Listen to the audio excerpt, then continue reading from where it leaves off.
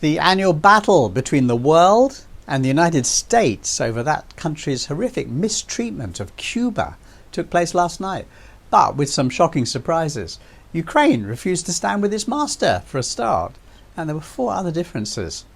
First, here's the background in one sentence. A US embargo means Cuba cannot get fuel or spare parts for its power stations, so they keep collapsing, leaving its citizens in misery and darkness. Last night, China, the Group of 77 and others demanded an end to the horrifically unfair and harmful US embargo. And just as we have seen for 32 years, the world stood up in unity at the United Nations to approve the motion.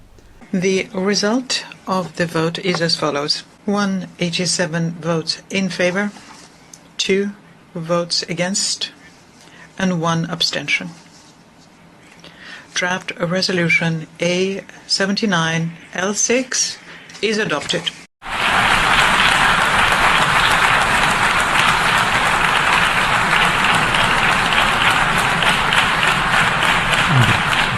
But the United States, of course, said no. No surprise there.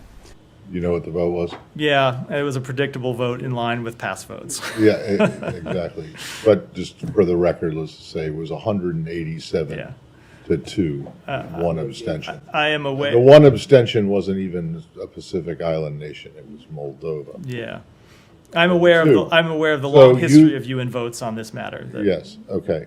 But here are 5 things that were different.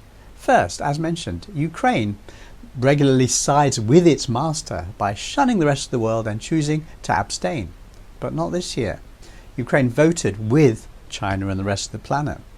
Second, Argentina also stood with the rest of the world, and its foreign minister was promptly punished by immediately being sacked by that country's new leader, Javier Milei, who's loyal to the United States.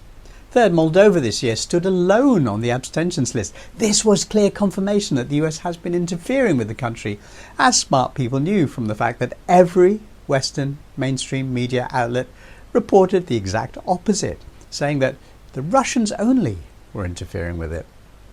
Fourth, the fact that the sole country which has stood by the US consistently over this 32-year travesty of global justice is Israel. That no longer looks like loyalty, but something much, much darker. Those 2 countries have become partners in creating misery for other countries. But the biggest change is this. This week, the world is looking at the world's self-appointed global policeman and saying, something seriously has to change. And soon. Peace.